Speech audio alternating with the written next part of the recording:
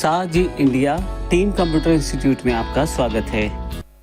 आइए अब हम माइक्रोसॉफ्ट पेंट ऐप की कुछ स्मार्ट टिप्स की जानकारी लेते हैं जिससे हमारा काम और आसान हो सकता है। जैसे कि सबसे पहली टिप है क्विक एक्सेस टूल बार में अपने मनपसंद बटन को या कमांड को जोड़ना।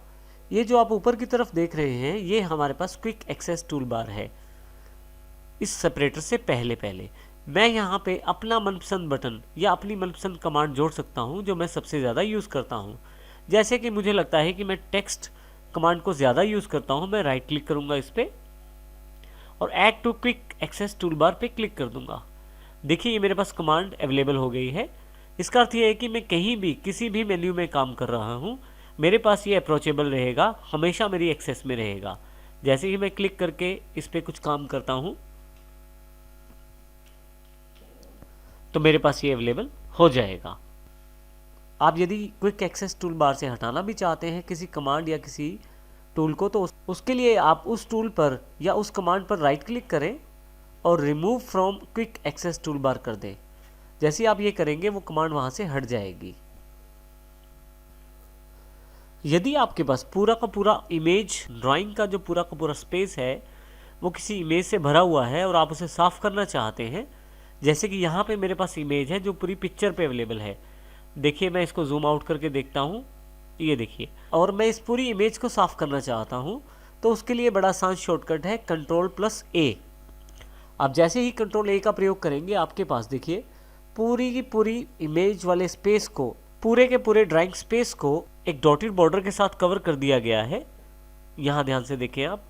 और अब मैं यदि डिलीट बटन का प्रयोग करूँ तो सारा का सारा जो इमेज है वो साफ हो गया है। इस प्रकार से Ctrl+A के साथ और डिलीट के साथ आप फटाफट से सारे के सारे इमेज को डिलीट कर सकते हैं। यदि आप ब्रश के साथ डिज़ाइन करना चाहते हैं और आपको लगता है कि कर्सर का साइज़ या ब्रश का साइज़ छोटा है तो उसको आप कंट्रोल के साथ प्लस की का प्रयोग करते हुए बड़ा कर सकते हैं।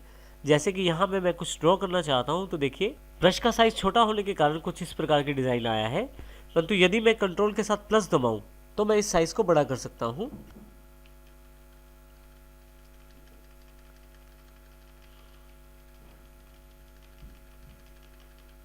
इसमें मैं कंट्रोल प्रेस करके रखता हूँ और साथ में प्लस बटन को दबाता हूँ।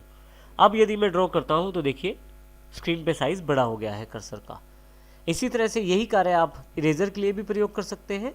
यहाँ देखिए ये इरेज़र का साइज़ छोटा है, परंतु यदि इरेज़र का साइज़ मुझे बड़ा करना है तो कंट्रोल के साथ प्लस का निशान दबाएं।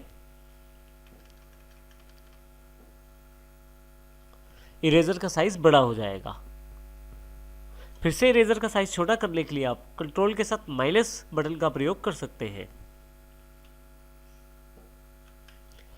देखिए इस प्रकार हम कंट्रोल प्लस और माइनस के साथ साइज़ को छोटा या बड़ा कर सकते हैं अकॉर्डिंग टू टूल।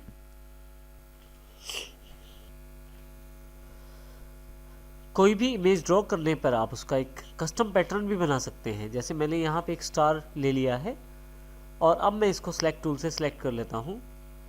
शिफ्ट को प्रेस करना है मुझे और उसके पश्चात शिफ्ट छोड़कर माउस को मूव करना है जल्दी जल्दी से, तो आपके पास एक पैटर्न तैयार हो जाएगा स्टार के साथ। जैसे कि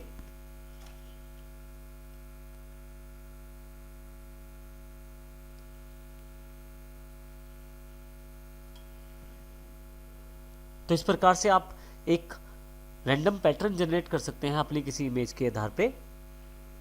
यदि आप इसको स्टैम्प की तरह यूज़ करना चाहते हैं अर्थात इसकी क्लोनिंग करना चाहते हैं या डुप्लीकेट बनाना चाहते हैं तो उसके लिए कंट्रोल प्रेस करके रखें और जहाँ पे आप इसको प्लेस करना चाहते हैं वहाँ पे माउस को छोड़ें। आपके पास ये कॉपीज़ बनानी शुरू कर देगा। जैसे कि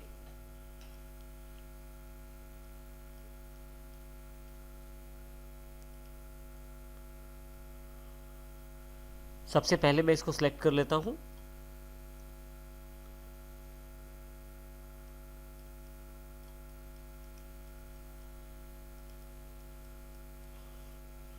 कंट्रोल प्रेस करके रखना है और माउस को इमेज के ऊपर से हटाकर दूसरी जगह लेके जाना है। जहाँ लेके जाना है वहाँ माउस का लेफ्ट क्लिक छोड़ दीजिए, अपने आप उसको एक क्लोनिंग या डुप्लीकेट तैयार हो जाएगा। कंट्रोल के साथ कॉपी या क्लोनिंग करने वाले एग्जाम्पल को हम यहाँ दोबारा समझते हैं इस फोटोग्राफ के द्वारा। यहाँ इस फोटोग्राफ पे एग्जांपल समझाने से पहले थोड़ा सा मैं इसको जूम कर लेता हूँ ताकि हमारे पास थोड़ा सा नज़र आने वाला एरिया बन जाए। देखिए यहाँ पे एक बटन है, इस शर्ट पे जो बटन है इसको मैं डुप्लीकेट करके, इस बटन को मैं डुप्लीकेट करके शर्ट पे बाकी हिस्सों पे भी लगाना चाहता हूँ। उसके लिए मैं सबसे पहले सिलेक्ट में जाके फ्री फॉर्म सिलेक्शन ले लूँगा और यहाँ से मैं उस बटन को सिलेक्ट करना शुरू करूँगा। जैसे ही सिलेक्ट हो गया है, अब मैं कंट्रोल बटन प्रेस करूँगा और उसके पश्चात जहाँ जहाँ माउस में छोड़ूंगा वहाँ पे ये बटन डुप्लीकेट हो जाएगा। जैसे कि